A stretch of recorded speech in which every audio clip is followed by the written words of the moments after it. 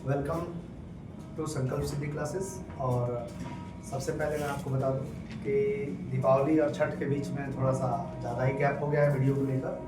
तो मैं कोशिश कर किया कि वीडियो बन जाए, लेकिन थोड़ा सा गैप हुआ, इसके लिए खेद है, लेकिन कंटिन्यू रहेगा। और छठ के बाद तो बिल्कुल ही कंटिन्यू हो जाएगा। और जो भी लोग ऑनलाइन हमारे स्टूडेंट हैं, खास करके जो ग्रुप में हैं, पुराने नए जो भी ग्रुप में हैं, जो लोगों को भी आगे बिहार पुलिस, मद्य निषेध या बिहार दरोगा या बीपीएससी, खासकर बिहार दरोगा स्पेशल को मैंने अभी गाइड किया हुआ है। हालांकि बिहार दरोगा की तैयारी करने वाले स्टूडेंट बिहार पुलिस नॉर्मली निकाल लेते हैं, और आप बिहार दरोगा का ही तैयारी करें, क्योंकि आप इंटर बाद आ रहे हैं यानी ग्रेजुएशन में है, तो आपको बिहार दरोगा को ही का ही फॉर्मेट लेके चलना चाहिए मेरे हिसाब से। ये नहीं कि आप नीचे पहले ही सोचना शुरू कर दें। बिहार दरोगा स्पेशल के लिए मैंने टॉपिक स्टार्ट किया था जनजातीय आंदोलन। इस जनजातीय आंदोलन में बहुत सारे विद्रोहों की चर्चा हुई है, और लास्ट टाइम मैंने जो आपको विद्रोह बताया था, उस विद्रोह के बाद बचा हुआ विद्रोह जो है, उसमें बघेरा विद्रोह जो एक छूट गया था, चर्चा तो हुई थी, लेकिन उसके बारे में मैंने डिटेल्स में नहीं बताया था। तो बघेरा विद्रोह जो है, इसके बारे में आज चर्चा होगा। बघेरा विद्रोह, मुंडा विद्रोह, फकीर विद्रोह, पालीगारों का विद्रोह, खांसी विद्रोह और पाइक विद्रोह। ठीक है, तो बघेरा विद्रोह के बारे में थोड़ा सा पहले हम जानकारी ले लें कि बघेरा लोग थे कौन। बघेरा एक्चुअली में गायकवाड़ क्षेत्र जो थे, वो गायकवाड़ जो जो गुजरात में या महाराष्ट्र के क्षेत्रों में गायकवाड़ लोग थे, उन लोगों के द्वारा ही ये लोग शोषित लोग थे।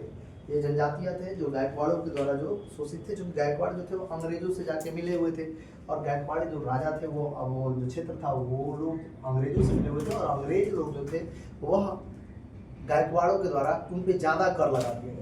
बघेरा लोगों पे ज़्यादा कर लगा दिए, इसलिए बघेरा सरदारों के नेतृत्व में जो है बघेरा विद्रोह हुआ था, और इस विद्रोह का कारण था अत्यधिक टैक्स का लगाया जाना। ठीक है, बघेरा विद्रोह एक बार एग्जाम से पूछा हुआ है, इसलिए आप इसको नोट डाउन करें और इसके बारे में थोड़ा सा लिखें। हालांकि ये आंदोलन 1820 में समाप्त हो गया था, लेकिन इसके बारे में थोड़ा सा आप नोट डाउन करें। बघेरा क्षेत्र जो है, बघेरा विद्रोह का क्षेत्र जो है वो बड़ौदा है। क्षेत्र कहाँ है? बड़ौदा है। बड़ौदा कहाँ पड़ता है? गुजरात में ना? हाँ, गुजरात में ही पड़ता है ये बड़ौदा। बघेरा विद्रोह बड़ौदा सेशन में थोड़ा सा नोट कीजिएगा, उसको लिखिएगा। 1818 से 1820, 1818 से 1820। कारण लिख लीजिए बघेरा विद्रोह का कारण। क्षेत्र जरूरी है, बड़ौदा का क्षेत्र है, वहीं के गायकवाड़ थे, और 1818 से 20 तक चला है बघेरा। कारण लिखिएगा, बड़ौदा के गायकवाड़ों ने बड़ौदा के गायकवाड़ों ने बड़ौदा के गायकवाड़ों ने बड़ौदा के गायकवाड़ों ने अंग्रेजी सेना की सहायता अंग्रेजी सेना की सहायता से अंग्रेजी सेना की सहायता से अंग्रेजी सेना की सहायता से अंग्रेजी सेना की सहायता से अंग्रेजी सेना की सहायता से बघेरों से अधिक कर एकत्र करने का प्रयास किया। अधिक कर एकत्र करने का प्रयास किया। अधिक कर एकत्र करने का प्रयास किया। तो ये कारण हो गया, टैक्स ज्यादा लगाया उन्होंने बघेरा लोगों ने अंग्रेजी सेना के सहायता से। अंग्रेजी सेना उनको सहायता कर रही थी, और यही टैक्स का विरोध किए लोगों ने, बघेरा सरदारों ने, और यह विद्रोह हुआ, बघेरा विद्रोह। देखिएगा बघेरों ने इस विद्रोह के दौरान बघेरों ने इस विद्रोह के दौरान बघेरों ने इस विद्रोह के दौरान बघेरों ने इस विद्रोह के दौरान 1818-19 के मध्य 1818-19 के मध्य 1818-19 के मध्य अंग्रेजी प्रदेश पर आक्रमण किया। अंग्रेजी प्रदेश पर आक्रमण किया।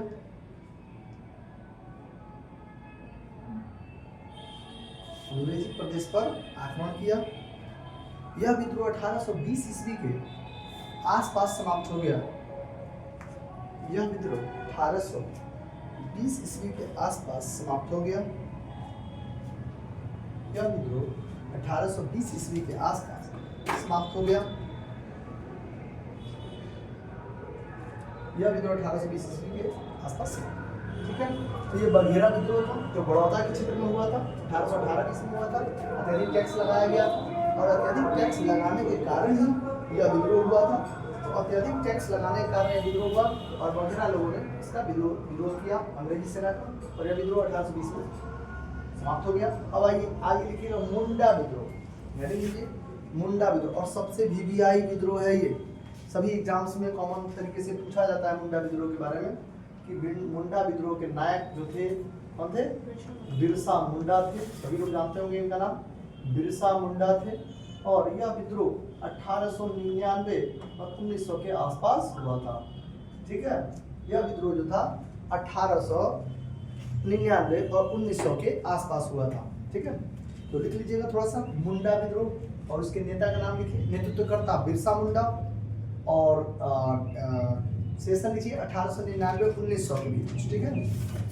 अच्छा ये पॉइंट बहुत अच्छा है, 1899 और 1900 के बीच हुआ है,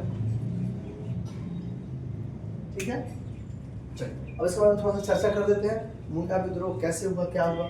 देखिए मुंडा विद्रोह जो है वह हुआ था एक्चुअली में छोटा नागपुर के क्षेत्रों में। कहाँ हुआ था? छोटा नागपुर के क्षेत्रों में। छोटा नागपुर के क्षेत्रों में जो है तो मुंडा विद्रोह हुआ था। मुंडाओं में जो खुटकुटी प्रथा थी, ददनी प्रथा थी, इस तरह की प्रथाओं का जो है प्रचलन था पहले से, और इन प्रथाओं से जो प्रभावित थे कौन प्रभावित थे? मुंडा लोग प्रभावित थे, और इसी का विरोध किया गया था। इसके द्वारा मुंडा जनजातियों द्वारा, और इन्हीं मुंडा जनजातियों के नेता कौन बने? बिरसा मुंडा बने। लगभग कहा जाता है कि 6000 बिरसाओं ने कुल्हाड़ी हथियार वगैरह जो उनका जनजातीय हथियार था, उस हथियार तलवार ये सब लेके जो है चढ़ाई कर दिया अंग्रेजों की। और यह विद्रोह बहुत, इस विद्रोह को उलगुलान विद्रोह भी कहा है। मुंडा विद्रोह को एक अन्य विद्रोह का संज्ञा दिया है उलगुलान, चूंकि ये महाविद्रोह था। इतनी बड़ी संख्या में मुंडा कभी एकत्रित हुए नहीं थे, और बिरसा मुंडा के नेतृत्व में इतने ज्यादा संख्या में मुंडा एक साथ उपस्थित हुए और अंग्रेजों के भारी पड़े, ठीक है।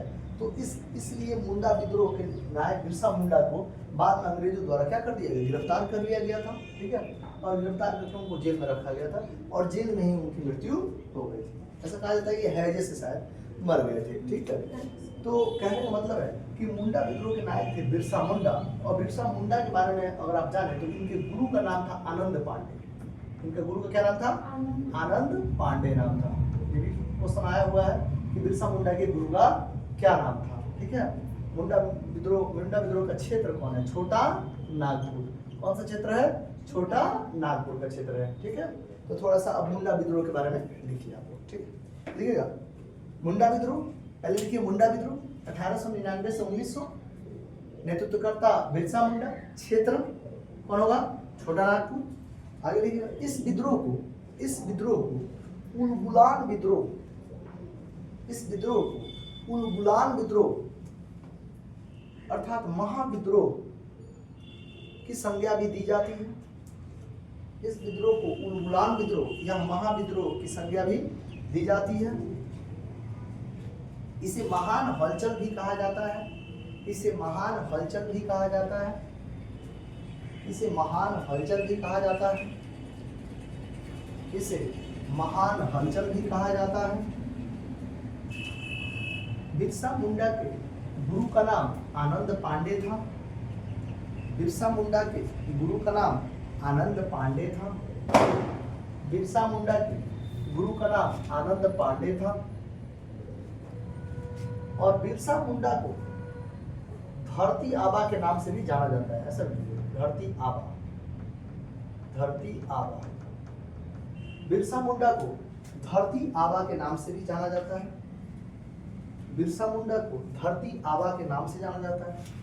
ऐसा हो जाता है बिरसा मुंडा बोले कि मैं ईश्वर का प्रतीक चिन्ह, ईश्वर का प्रतिनिधि हूँ। ऐसा उन्होंने अपने मुंडाओं को बताया कि मुंडाओं को अपने ऊपर सेंट्रलाइज करने के लिए उन्होंने अपने आप को ही ईश्वर का प्रतिनिधि बता दिया कि मुझे ईश्वर ने ऐसा बोला है कि हम अंग्रेजी सेना को मारेंगे, यहाँ से वो हमारे साथ है, हम अंग्रेजी सेना को मारेंगे। ऐसा भी बोला गया था कि यह धरती जो है लाल हो जाएगी, ठीक है, मुंडाओं के विद्रोह से, और जैसे लाल झंडा हो जाता है, इस तरह का भी कुछ संज्ञा उन्होंने दिया था। और लोगों का मतलब मुंडाओं का विश्वास हो गया था बिरसा मुंडा में, ठीक है ना। इसलिए उनको धरती आबा भी कहा गया। क्या कहा गया? धरती आबा कहा गया है। नेक्स्ट पॉइंट लिखिएगा, उसमें एक और चीज लिखिएगा, मुंडाओं के विद्रोह का कारण। मुंडाओं के विद्रोह का कारण, हेडिंग लीजिएगा, मुंडाओं के विद्रोह का कारण। मुंडाओं के विद्रोह का कारण। धरती आबा का मतलब जगत पिता भी होता है। आप यहाँ पे जगत पिता भी लिख सकते हैं, जगत पिता, इसका मतलब होता है धरती आबा क्या होता है? जगत पिता। ठीक है, तो लिखिएगा मुंडा विद्रोह के कारण लिखिएगा। मुंडाओं की पारंपरिक सामूहिक खेती, मुंडाओं की पारंपरिक जो प्राचीन काल से चली आ रही उसको पारंपरिक कहते हैं। मुंडाओं की पारंपरिक सामूहिक खेती, खुटकुटी प्रथा, पब्लिक देख लिखिएगा, दो कारण में पारंपरिक खेती, पारंपरिक खेती क्या थी? पारंपरिक खेती क्या थी? खुटकुटी प्रथा, खुटकुटी प्रथा। ठीक है, उसके बाद से लिखिएगा पारंपरिक खेती, खुटकुटी प्रथा। उसके बाद से लिखिएगा ददनी प्रथा। उसके बाद से लिखिएगा खुटकुटी नहीं, उसको लिखिएगा मुंडारी प्रथा। खुटकुटी के बाद से ददनी, मुंडारी प्रथा, इसी का नाम है मुंडारी प्रथा, खुटकुटी प्रथा और मुंडारी प्रथा पर अंग्रेजों द्वारा रोक लगा दिया गया। ये सामूहिक खेती करने का था, इसे ये पारंपरिक खेती जो था, ये पारंपरिक खेती जो पारंपरिक खेती को सामूहिक खेती इसको बोलते थे। क्या बोलते थे? सामूहिक खेती। उनका पारंपरिक खेती ही था, सामूहिक खेती था, जिसको हम खुटकुटी प्रथा या मुंडारी प्रथा कहा जाता था। ठीक है, तो लिखिएगा मुंडाओं की पारंपरिक सामूहिक खेती अवलिक खुटकुटी प्रथा अवलिक मुंडारी प्रथा पर अंग्रेजों द्वारा रोक लगा दिया गया। यानी खुटकुटी प्रथा और मुंडारी प्रथा पर अंग्रेजों ने क्या कर दिया? रोक लगा दिया गया। जिस कारण मुंडाओं द्वारा बिरसा मुंडा के नेतृत्व में विद्रोह किया गया। जिस कारण मुंडाओं द्वारा बिरसा मुंडा के नेतृत्व में विद्रोह किया गया। जिस कारण मुंडाओं द्वारा बिरसा मुंडा के नेतृत्व में विद्रोह किया गया। 1895 ईस्वी में बिरसा ने अपने आप को 1895 ईस्वी में बिरसा ने अपने आप को 1895 ईस्वी में बिरसा ने अपने आप को भगवान का दूत घोषित किया। बिरसा ने अपने आप को भगवान का दूत घोषित किया। ये दो प्रथा याद रखिएगा, पूछता है एग्जाम में खुटकुटी प्रथा या मुंडारी प्रथा किस विद्रोह का कारण था। मतलब तो ये मुंडारी प्रथा जो है मुंडा विद्रोह का ही कादेशी को रोक लगा दिया था अंग्रेजों ने। ठीक है, ये दोनों ज्यादा इंपॉर्टेंट है। उसको देखिएगा भगवान का दूत घोषित किया, उसको देखिए और हजारों मुंडाओं का नेता बन गया। भगवान का दूत घोषित करके वो हजारों मुंडाओं का क्या बन गया? नेता बन गया। उसने कहा कि, किसने कहा? बिरसा मुंडा ने। उसने कहा कि दीकू अर्थात गैर आदिवासियों, दीकू, अब उसने कहा कि इन्वर्ट कॉमा से चालू कीजिएगा, दीकू क्वेश्चन में लीजिएगा गैर आदिवासी, जो आदिवासी नहीं है वो उनके लिए क्या है? दीकू है, बाहरी लोग हैं, बाहरी लोगों को लोग दीकू बोलते थे, तो गैर आदिवासी उनको बोला जाएगा। लिखिएगा दीकू, उन्होंने कहा कि दीकू से हमारी लड़ाई होगी, दीकू से हमारी लड़ाई होगी और उनके खून से जमीन, दीकुओं से हमारी लड़ाई होगी और उनके खून से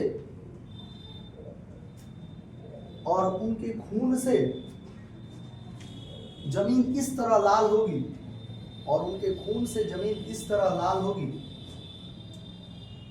जैसे लाल झंडा। इसको नोट में घेर लीजिएगा, क्योंकि ये स्टेटमेंट है दीकुओं के बारे में, यानी अंग्रेजों को, खास करके बाहरी लोगों को जो उनसे लड़ने आ रहे हैं उनके बारे में वो पहले ही लोग बोलते हैं कि ऐसा होगा कि वो लोग जो है उनके खून से, रक्त से जो ज़मीन होगा वो लाल हो जाएगा, जैसे लाल झंडा होता है, ठीक है, ताकि लोगों में एक विश्वास आ जाए कि हम लड़ाई में उन्हें मतलब हम उन पे मतलब हासिल करेंगे, जीत हासिल करेंगे, ऐसा मोटिवेशन दे रहे हैं वो। इस वाक्य से क्या मिल रहा है? इस वाक्य से मिलता है कि यह स्टेटमेंट मोटिवेशन के लिए दिया गया है, उनके अंदर जो है एक हौसला देने के लिए। देखिएगा नेक्स्ट, इस तरह 1899 ईस्वी में, इस तरह 1899 ईस्वी में क्रिसमस की पूर्व संध्या,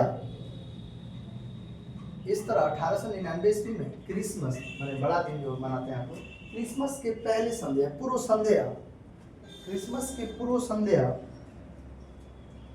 पर बिरसा ने लगभग, क्रिसमस की पूर्व संध्या पर बिरसा ने लगभग 6000 मुंडाओं के साथ, 6000 मुंडाओं के साथ, 6000 मुंडाओं के साथ,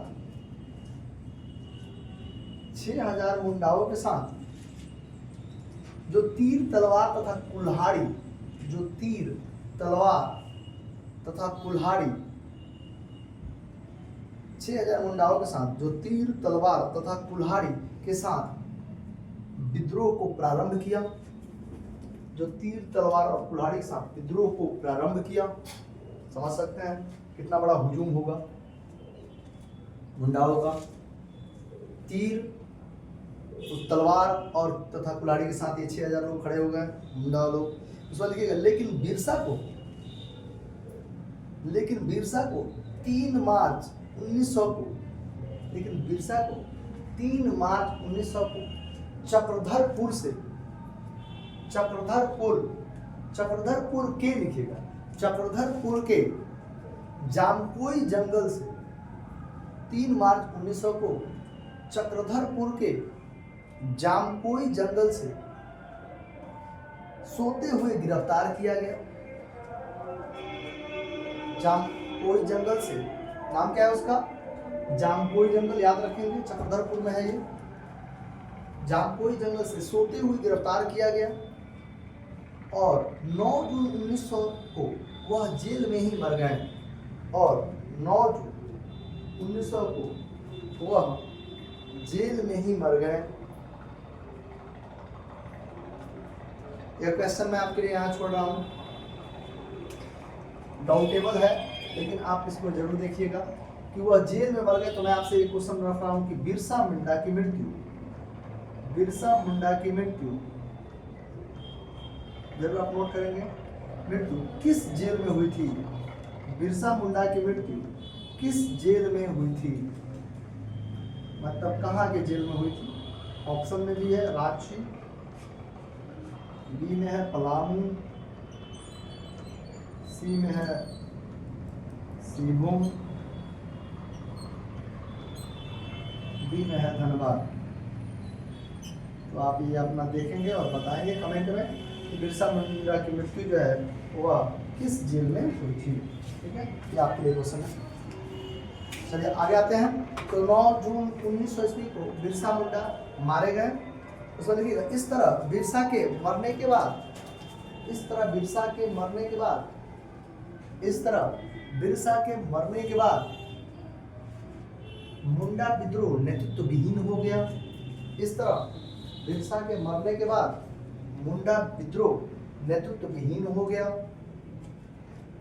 इस तरह बिरसा के मरने के बाद मुंडा विद्रोह नेतृत्व विहीन हो गया और अंग्रेजों द्वारा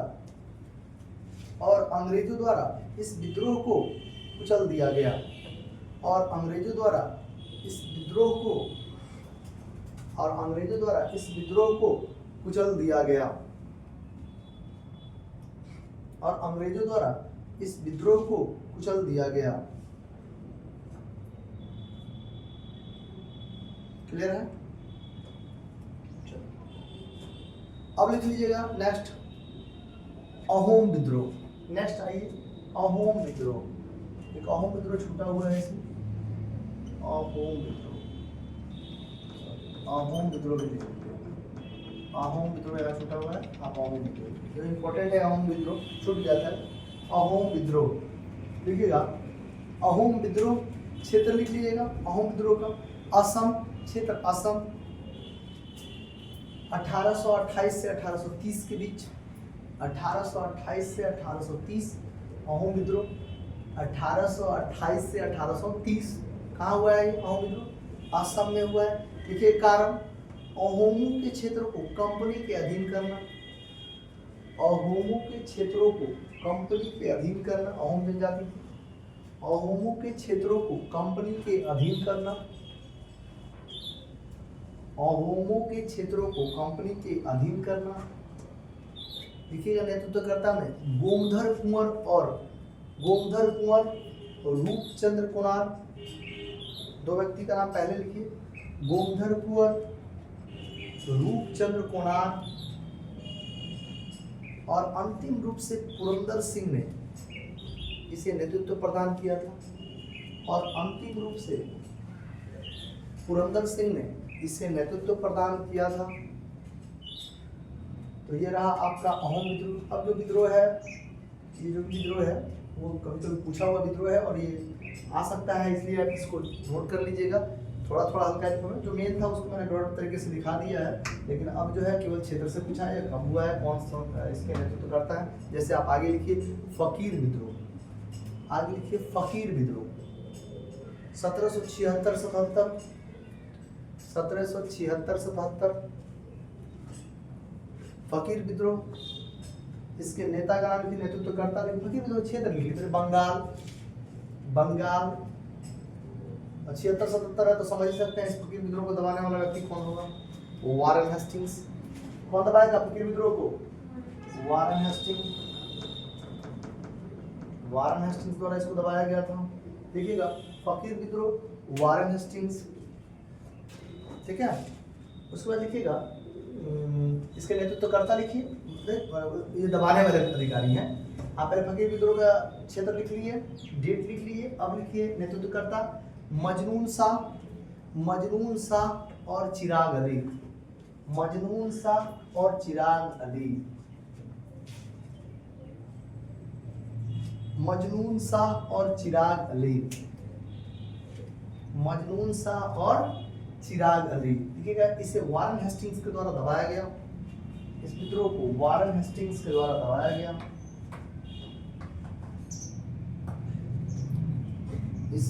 इस विद्रोह को वारेन हेस्टिंग्स के द्वारा दबाया गया। ऐसा कहा जाता है, सब जानकारी के लिए, फकीर जो विद्रोह आप देखते हो बहुत पुराने समय में हम लोग देखते थे, फकीर लोग आते थे और पूरा झोला भर के अनाज लेके जाते थे। तो बंगाल में ना इसका बहुत ज्यादा प्रचलन था, बंगाल में फकीर को बहुत माना भी जाता था, ठीक है, उनका आना शुभ माना जाता था। तो फकीरों को लोग पूरा मतलब देते थे, मतलब अनाज पूरा देते थे, ठीक है। और इस तरह से फकीर जो थे ना उनके पास संपत्ति ज्यादा हो जा रही थी, और इन फकीरों का जो है ना कुनबा जो है वो बढ़ता जा रहा था। तो फकीर लोग तुम्हारे एक धार्मिक तरीके से ना वो मतलब अपना मांगते थे तो धर्म के नाम पे, और इस पे भी टैक्स लगा दिया अंग्रेजों ने, ठीक है, अंग्रेजों ने उन पे भी टैक्स लगा दिया था। इस कारण से ये फकीर विद्रोह हुआ था, ठीक है। तो फकीर विद्रोह का कारण एक ऐसा ही है कि उनसे भी अब अंग्रेज चाहते थे कि अब ये भी हमको टैक्स दे, तो इस वजह से फकीर विद्रोह हुआ था, ठीक है। चलिए नेक्स्ट लिखिएगा पॉलीगारो का विद्रोह। नेक्स्ट पॉइंट लिखिए पॉलीगारो का विद्रोह। इसमें आपको ज्यादा कुछ नहीं लिखना है। पॉलीगारो का विद्रोह 1799 से 1801, पॉलीगारो का विद्रोह लिखिए 1799 से 1801। पॉलीगारो का विद्रोह यहाँ पे है, पॉलीगारो का विद्रोह 1799 से 1801।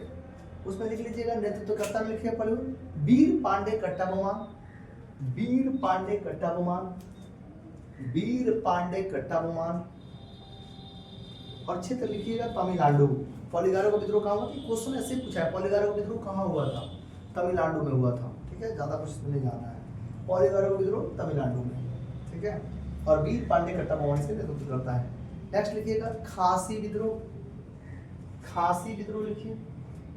खासी नाम से तो आपको समझ आ रहा हो, गारो खासी मेघालय असम इन सब के क्षेत्रों में हुआ है ये विद्रोह। तो देखिए खासी विद्रोह 1829, सेशन लिख लीजिए, वैसे सेशन इम्पोर्टेंट नहीं है, जगह इंपॉर्टेंट है। देखिए खासी विद्रोह क्षेत्र नेतृत्वकर्ता लिख लीजिए, क्षेत्र पर लिख लीजिए असम एवं मेघालय की गारो पहाड़ियाँ, असम एवं मेघालय की गारो पहाड़ियों क्षेत्र है, असम एवं गारो की एवं मेघालय की गारो पहाड़ियाँ, असम एवं मेघालय की गारो पहाड़ियां।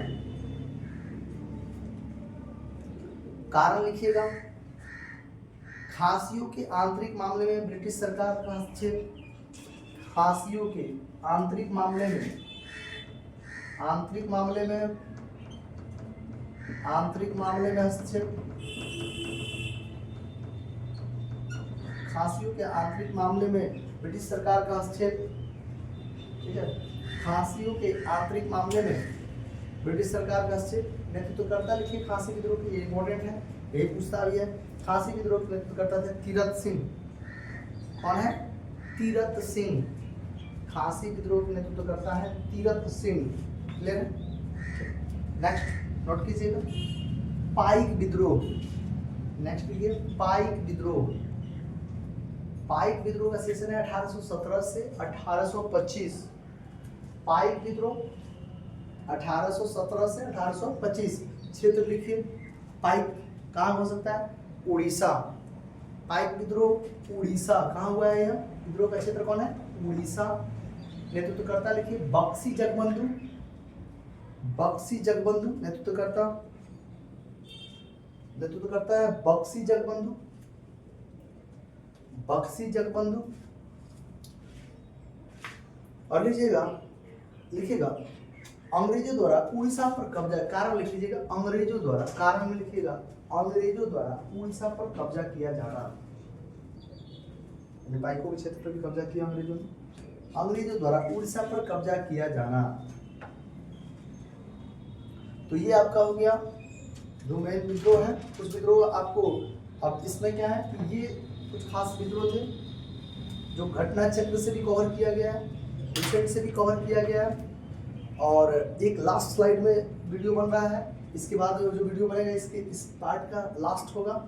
अब हम जनजातीय आंदोलन पढ़ रहे थे, तो वहाँ हम केवल जनजातीय आंदोलन के बारे में जान रहे थे कि कौन कौन जनजातियों द्वारा कौन कौन से आंदोलन किए गए, विद्रोह किए गए, उस जनजातियों के बारे में पूछ रहे थे। अब हम आगे का जो टॉपिक है उसको पढ़ेंगे किसान आंदोलन। कौन सा टॉपिक पढ़ेंगे?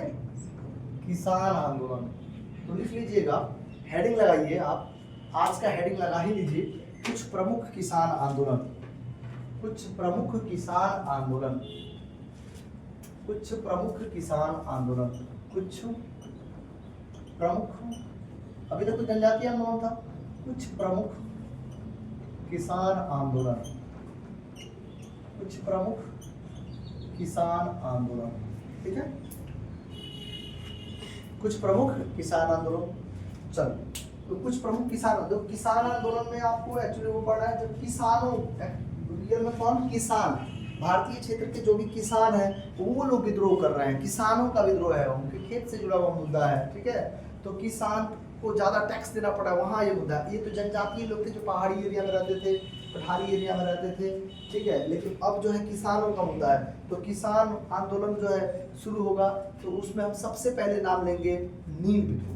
इसका नाम लेंगे किसान आंदोलन में नील विद्रोह का।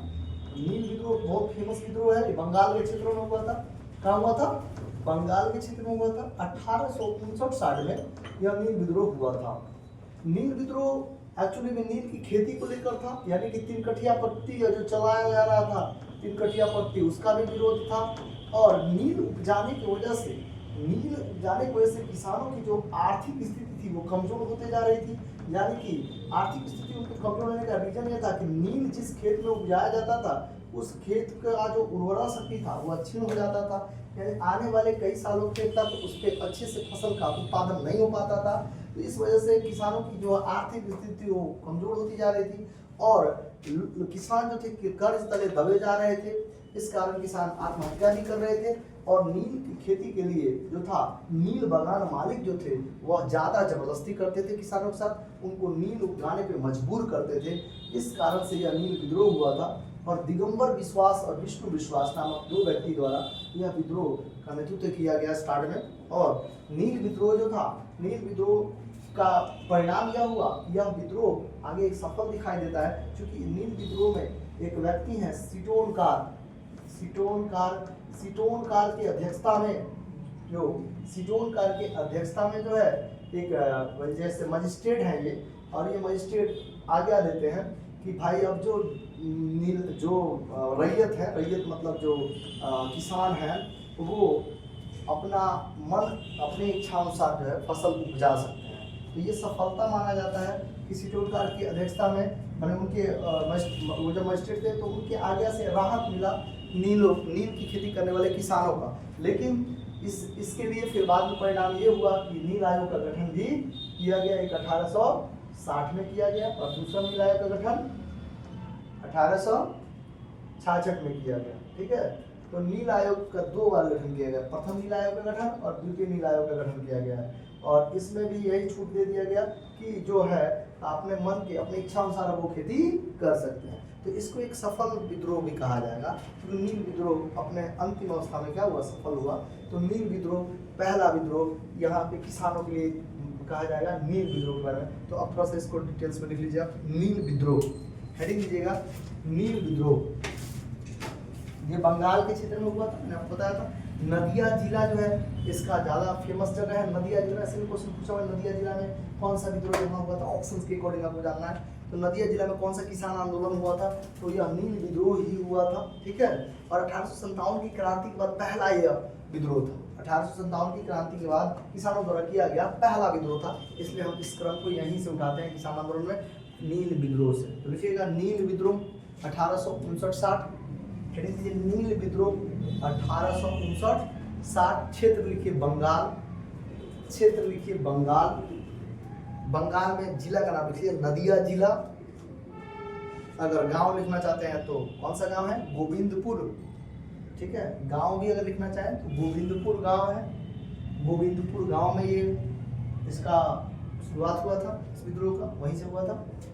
देखिएगा, नेतृत्वकर्ता लिखिए दिगंबर विश्वास तथा विष्णु विश्वास।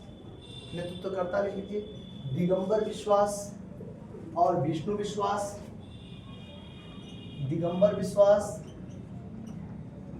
और विष्णु विश्वास। दिगंबर विश्वास और विष्णु विश्वास ये है नील विद्रोह के नेतृत्वकर्ता। उसके बाद देखिए कारण, तीन कठिया पद्धति और ददनी प्रथा। ददनी प्रथा इसमें है, नील विद्रोह में है। ठीक है, और उधर है खुटकुट्टी प्रथा और मुंडारी प्रथा। यह कहाँ था, मुंडा विद्रोह में था। और तिनकठिया प्रथा और ददनी प्रथा ये यहाँ आपको पढ़ना है, यानी एक पद्धति यहाँ पे ददनी प्रथा, ददनी प्रथा, तिनकठिया पद्धति और ददनी प्रथा। ठीक है, तो सबसे पहले तिनकठिया के बारे में आप जान रही हैं। तिनकठिया जानते हैं, 20 कट्ठे अगर खेत है आपके पास तो हर 20 कट्ठे पे 3 कट्ठे पे नील की खेती करनी पड़ती थी। ये अनिवार्य रूप से अंग्रेजी सरकार के हुकूमत में ये फिक्स था कि जो है 3 कट्ठे पे आपको नील की खेती करनी है। इस 3 कट्ठे, इसलिए इसको 3 कट्ठिया बोला गया। प्रत्येक 20 कट्ठा पर यानी 1 बीघा में 3 कट्ठे पे आपको नील की खेती करना है। मान लीजिए किसी इसमें ज़्यादा नुकसान जमींदारों को था, तो जमींदार के पास ज़्यादा जमीन था तो उनके पास ज़्यादा जमीन वाले लोगों को ज़्यादा क्षेत्र में नील की खेती करनी पड़ती थी, और उनका ज़्यादा क्षेत्र आगे जो है उत्पादन के लिए तैयार नहीं हो पाता था, क्योंकि उसकी उर्वरता शक्ति क्या हो जाती थी, एक बार नील की खेती करने पर समाप्त हो जाती थी। इसलिए जमींदारों को ज़्यादा कष्ट था। इसलिए आप देखेंगे आगे चंपारण सत्याग्रह के दौरान जो है नील जो है इस विद्रोह को, जो चंपारण सत्याग्रह के दौरान कठिया पद्धति को रोकने का प्रयास किया गया है, और उस समय में ही इस पे काम हुआ है। लेकिन यहाँ एक स्टार्ट है जो बंगाल के क्षेत्र में है, और उस समय यहाँ विरोध हो रहा है चंपारण में। चंपारण बाद का घटना है और बंगाल पहला घटना है, तो इसलिए पहले घटना में नील विद्रोह बंगाल के संदर्भ में ही पढ़ते हैं। तो लिखिएगा, तो क्या लिखिए, कारण लिखिए तिनकठिया पद्धति और ददनी प्रथा। अब लिखिएगा थोड़ा ददनी प्रथा के बारे में लिखिएगा। ददनी प्रथा का अर्थ था, ददनी प्रथा का अर्थ था अग्रिम पैसा या सामान देना, अग्रिम पैसा या सामान देना, अग्रिम पैसा या सामान देना, ददनी प्रथा। थोड़ा सा समझ लीजिए इसको, ठीक है। ज़्यादा डिटेल्स में लिखने की जरूरत हो तो लिख भी सकते हैं, लेकिन ददनी प्रथा मैं आपको बता देता हूँ ऐसे कि ददनी प्रथा वैसा प्रथा था कि अंग्रेज क्या करते थे कि जो किसान थे उनको वो अंग्रेज या साहूकार, व्यापारी वर्ग जो थे, व्यापारी या साहूकार वर्ग जो थे, वो पहले कुछ पैसा देते थे। किसको? किसानों को, मतलब जो खेती करते थे उन लोगों को पैसा देते थे, अग्रिम राशि देते थे। और अगर वो जंगल में जाते थे और जाके और खेती उती करते थे और वहाँ पे जो उत्पादन होता था उनको पहले जो पैसा अंग्रेजों के द्वारा जो दिया जाता था या साहूकार या व्यापारियों के द्वारा जो पैसा अग्रिम राशि दी जाती थी, उसके बिहेफ में पहले शर्त रखा जाता था कि आप जो उत्पादन करेंगे उस उत्पादन को सबसे कम दामों में हमें ही बेचेंगे, मतलब हमें ही बेचेंगे। साहूकार कहते थे, व्यापारी कहते थे हमें ही बेचेंगे, और प्लस जो है मतलब हमारे पास ही आना चाहिए, मतलब वो जो उत्पाद है वो मेरे पास आना चाहिए और सबसे कम रेट पे आपको भेजना है। तो इस तरीके से जो है कर्ज का बोझ जो था जो किसान थे उन पे ज़्यादा हो गया था, ठीक है ना। तो दंडनीय प्रथा में अग्रिम राशि देकर और उन पे सशर्त के साथ उनके उत्पादों को खरीद लिया जाता था कम दामों में। अब इससे मुनाफा हो नहीं पाता था, उन लोग मुनाफा तो साहूकार और व्यापारियों को हो जाता था और वो कर्ज के तले दब जाते थे। तो ये दंडनीय प्रथा भी बहुत खराब स्थिति थी। अग्रिम राशि तो दी जाती थी लेकिन शर्त थी कि आपको जो उत्पाद है वो हम ही बेचना है और सबसे कम दामों में बेचना है। अब वो लोग ले जाके ज़्यादा दामों में मार्केट में बेचते थे, ठीक है, और फायदा खुद उठाते थे व्यापारी लोग, साहूकार लोग, ठीक है। और यहाँ पे उन लोगों की स्थिति कमजोर होती जा रही थी आर्थिक रूप से, क्योंकि उनको ज़्यादा मुनाफा हो नहीं पाता था और जीवन यापन के लिए मुनाफा जरूरी था। तो इसलिए ये लोग जो है कर्ज तले ही दबे रह जाते थे, ठीक है। आगे इन लोगों को बंधुआ मजदूर की तरह वो लोग बिहेव करते थे, यानी बंधुआ मजदूर भी बना दिया जाता था, ठीक है। यानी आप मजदूरी करें और आपको कोई पैसा नहीं मिलेगा जब कर्ज में आप हैं तो। क्लियर है? तो लिखिएगा, दंडनीय प्रथा अग्रिम पैसा या सामान देना, अर्थात आदिवासी या किसानों को फसल या जंगल से, आदिवासी देख लीजिए, किसानों को फसल, यानी फसल मतलब जो भी आप उपजाएंगे, फसल, आदिवासी किसानों को, अर्थात आदिवासी किसानों को फसल या जंगल से उत्पाद लाने के बदले में, या जंगल से उत्पाद लाने के बदले में, या जंगल से उत्पाद लाने के बदले में, या जंगल से उत्पाद लाने के बदले में, या जंगल से उत्पाद लाने के बदले में, पहले ही अग्रिम धन या सामान, पहले ही अग्रिम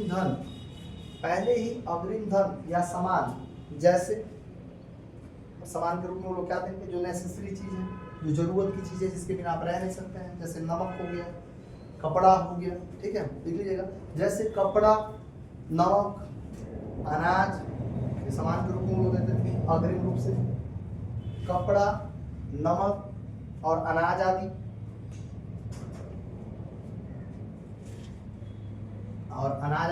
अंग्रेजों या व्यापारी साहूकारों द्वारा दिया जाता था। अंग्रेजों, व्यापारी और साहूकारों द्वारा दिया जाता था। अंग्रेजों, व्यापारी और साहूकारों द्वारा दिया जाता था और बदले में अंग्रेजों, व्यापारी और साहूकारों द्वारा दिया जाता, ये अग्रिम राशि उस किसान को या आदिवासी को दे दिया जाता था और बदले में उनसे यह वादा लिया जाता था कि, और बदले में उनसे यह वादा लिया जाता था कि, और बदले में उनसे यह वादा लिया जाता था कि, और बदले में उनसे यह वादा लिया जाता था कि वे भविष्य में उत्पाद, वे भविष्य में आने वाले समय में, वे भविष्य में उत्पाद जैसे लाख,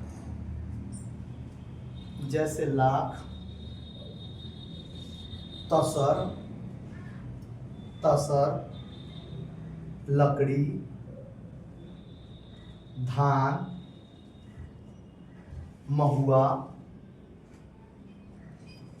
यही सब ना जंगल से या फसल के रूप में, लाख, तसर, लकड़ी, धान, महुआ इत्यादि, ये सब वस्तुएं हो गए जो उत्पादन करेंगे वो भविष्य में, ठीक है, इत्यादि, केवल उन्हीं को बहुत कम दाम पर बेचेंगे, केवल उन्हीं को बहुत कम दाम पर बेचेंगे, मतलब ये जितनी सामग्री है वो उत्पाद करके लाएंगे वो केवल उन्हीं को बहुत कम दाम पर बेचेंगे, केवल उन्हीं को बहुत कम दाम पर बेचेंगे। इस तरह साहूकारों और व्यापारियों के, इस तरह साहूकारों एवं व्यापारियों के, इस तरह साहूकारों एवं व्यापारियों के कर्ज तले दबकर, इस तरह साहूकारों एवं व्यापारियों के कर्ज तले दबकर, इस तरह साहूकारों और व्यापारियों के कर्ज तले दबकर किसान अस्थाई कर्जदार एवं बंधुआ मजदूर बन जाते थे। किसान अस्थाई कर्जदार एवं बंधुआ मजदूर बन जाते थे, पैराग्राफ चेंज करके लिखिएगा। नील विद्रोह शोषण के विरुद्ध किसानों की सीधी लड़ाई थी। नील विद्रोह शोषण के विरुद्ध किसानों की सीधी लड़ाई थी। किसानों ने नील की खेती बंद कर दी। किसानों ने नील की खेती बंद कर दी। किसानों ने नील की खेती बंद कर दी। यहाँ तक कि 1860 ईस्वी तक आते आते सभी नील कारखाने बंद हो गए। 1860 ईस्वी तक आते आते सभी नील कारखाने बंद हो गए। सभी नील कारखाने बंद हो गए। इस नील विद्रोह का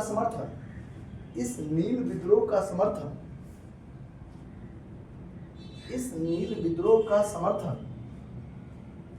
बंगाल के बुद्धिजीवी वर्गों द्वारा भी किया गया।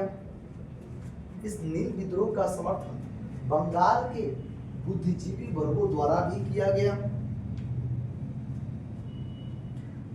बंगाल के बुद्धिजीवी वर्गों द्वारा भी किया गया। इसमें हिंदू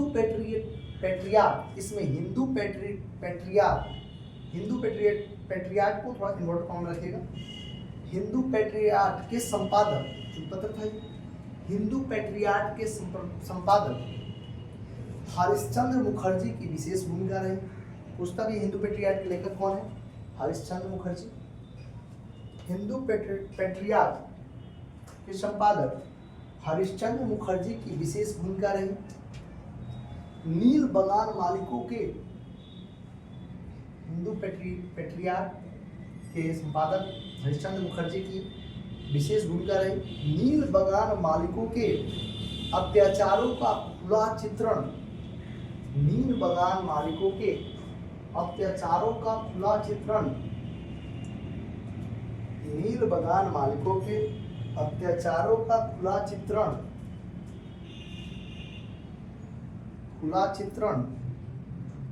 दीनबंधु मित्र ने अपनी नाटक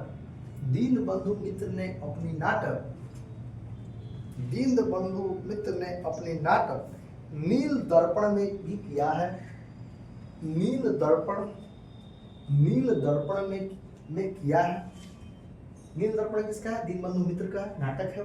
इस माध्यम से भी उन्होंने नील की खेतीहरों का, नील खेती करने वाले किसानों की दुर्दशा और अंग्रेजों के अत्याचार का चित्रण किया है। तो यह भी कहीं ना कहीं से एक जो है इस विद्रोह को और ज़्यादा क्या दिया, प्रमोट किया। ठीक है, तो हिंदू पैट्रियार्ट ने भी किया और दीनबंधु मित्र का नील दर्पण ने भी किया था। लिखिएगा नोट में, थोड़ा नोट में लिखिएगा। बंगाल के वे काश्तकार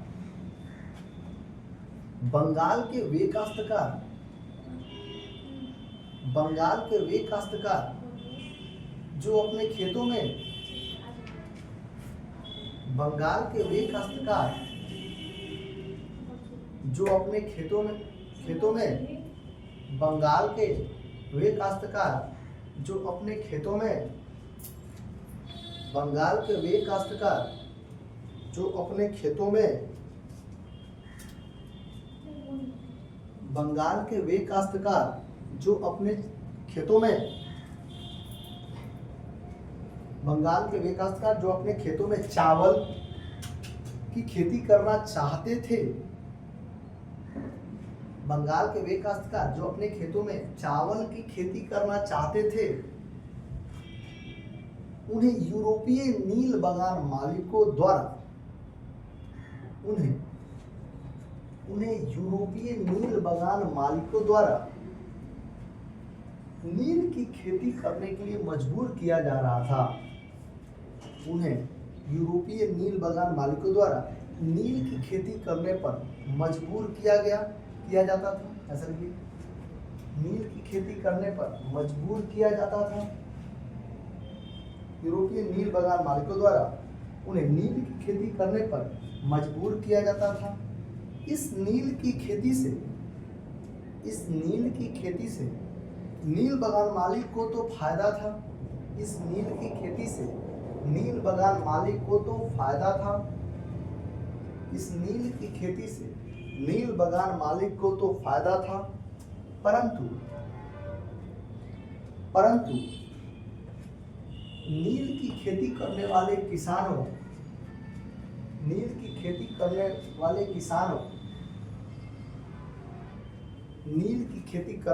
किसानों को आर्थिक क्षति हुई। नील की खेती करने वाले किसानों की आर्थिक क्षति हुई। नील के किसानों की आर्थिक क्षति हुई। खेती करने वाले किसानों की आर्थिक क्षति हुई। एक बार जिस खेत में नील की खेती हो जाती थी, एक बार जिस खेत में नील की खेती हो जाती थी, एक बार जिस खेत में नील की खेती हो जाती थी, उस खेत में अगले कई वर्षों तक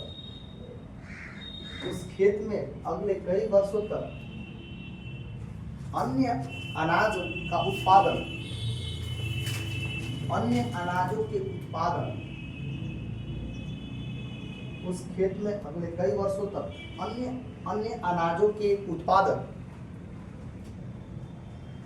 अनाजों के उत्पादन में भारी कमी आती थी। अन्य अनाजों के उत्पादन में भारी कमी आती थी,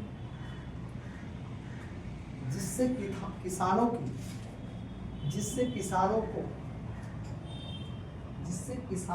स्थिति दयनीय होती जा रही थी। जिससे किसानों की आर्थिक स्थिति दयनीय होती जा रही थी। जिससे किसानों की आर्थिक स्थिति दयनीय होती जा रही थी। ठीक है। और किसान आत्महत्या करने तक के लिए मजबूर हो गए। और किसान आत्महत्या करने तक के लिए मजबूर हो गए। और किसान आत्महत्या करने तक के लिए मजबूर हो गए। अब लिखिएगा नील विद्रोह का परिणाम। हेडिंग लीजिएगा, लास्ट है नील विद्रोह का परिणाम। थोड़ा सा परिणाम लिख लीजिए, हिंट हो जाएगा। नील विद्रोह का परिणाम लिखिएगा, यह आंदोलन सफल रहा। परिणाम लिखिए, यह आंदोलन सफल रहा क्योंकि बंगाल का एक क्षेत्र है कालारोआ। क्योंकि कालारोआ के डिप्टी मजिस्ट्रेट, ऐसा लिखिएगा, कालारोआ के डिप्टी मजिस्ट्रेट हेमचंद्राकर ने कालारोआ के डिप्टी मजिस्ट्रेट हेमचंद्राकर ने आदेश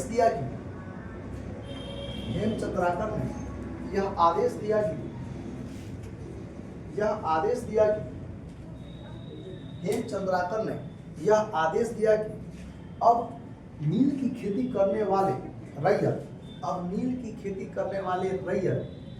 अपने इच्छानुसार अपने खेतों में फसल उगा सकते हैं। तब जाकर अपने खेतों में फसल उगा सकते हैं। तब जाकर 1860 ईस्वी में सीटोन कार की अध्यक्षता में 1860 ईस्वी में सीटोन कार की अध्यक्षता में 1860 ईस्वी में सीटोन कार की अध्यक्षता में प्रथम नील आयोग का गठन हुआ। प्रथम नील आयोग का गठन हुआ। प्रथम नील आयोग का गठन हुआ और इसमें स्पष्ट किया गया प्रथम नील आयोग का गठन हुआ और इसमें स्पष्ट किया गया कि रैयत को अपनी भूमि पर अपने इच्छानुसार फसल उगाने का अधिकार प्राप्त है। और इसमें स्पष्ट किया गया कि रैयत को अपनी भूमि पर अपने इच्छानुसार फसल उगाने का अधिकार है। इस तरह यह आंदोलन सफल रहा। इस तरह यह आंदोलन सफल रहा। पुनः 1866 ईस्वी में दूसरे नील आयोग का गठन भी किया गया। पुनः 1866 ईस्वी में दूसरे नील आयोग का गठन भी किया गया। पुनः 1866 ईस्वी में दूसरे नील आयोग का गठन भी किया गया। इसकी सफलता में मतलब इस नील विद्रोह की सफलता में, ऐसा लिखिए, इस नील विद्रोह की सफलता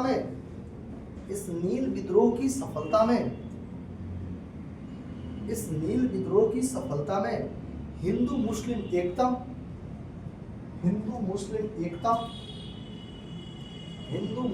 एकता, ईसाई मिशनरियों का